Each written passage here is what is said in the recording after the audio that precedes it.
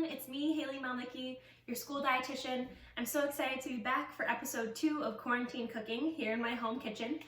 If you hear any noises, my family is home. We're all working from home, so just letting you know.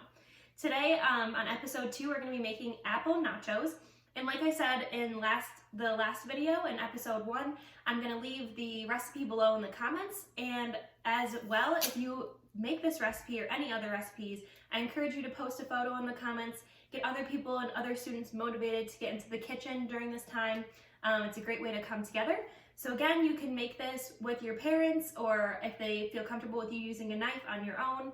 This is a great way for all of us to get together and make something delicious. So we're gonna be making apple nachos, which are super simple and basically so versatile. You can use anything that you have in your house. So I have Honeycrisp apples right now. If you have Gala, you have Granny Smith, any of those, they're perfect. Your favorite type of apple will work great here. So I'm gonna take my knife, and again, if you aren't comfortable, ask your parents for help in this part, and then you can do the toppings all by yourself. So I'm gonna go around the core and cut it like I would if I was gonna slice it and eat it. So you want that core to just stay by itself. And then I'm gonna take each of my pieces and cut it into thin slices. So the apple essentially is going to be our chip for these nachos. So like I said, you can use any apple that you have on hand. I just want to thinly slice these. This is a great recipe to make with your siblings, or if you have your parents in the house, so everyone can kind of snack on these throughout the day. A great little way to get away from your online homework for a little bit and get creative with what you have in the house. Plus they're a nice little sweet treat to kind of mix it up. So I'm gonna evenly place my apple slices all over my plate, just like so. Just gonna finish slicing this one here. This is also a great time for parents to have your kids start using their knives, start developing knife skills. There's plenty of episodes on YouTube or places to learn how to hold a knife properly. Okay, so there we go. So I have all my apples perfectly evenly placed. And this is the time to get a little bit creative with what you have in your house. So again, we're using pantry staples that you already have. So if you like peanut butter, we're gonna do a drizzle of peanut butter or melted chocolate. If you have caramel, if you wanna get really, really fancy.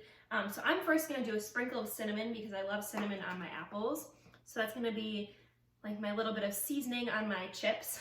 And then I'm gonna do almond butter, a drippy kind of like nut butter that kind of will fall off a spoon is where you want to go for this one.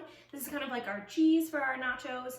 So I'm just going to pour a little bit of my almond butter over the top. And this is where you can get creative. So you, like I said, you could do melted chocolate, you could do Nutella, basically anything that you have on hand.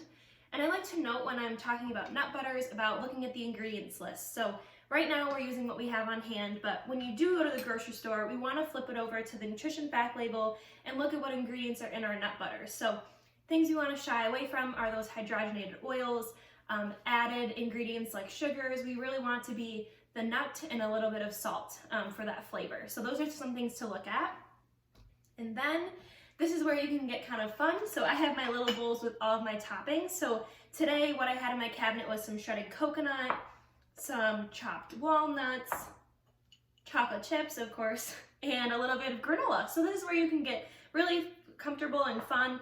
I also could have tried doing maybe some like dried cranberries or raisins, anything like that. So especially, this is a great snack for if you're allergen, like if you have a lot of allergens, so you can really customize it.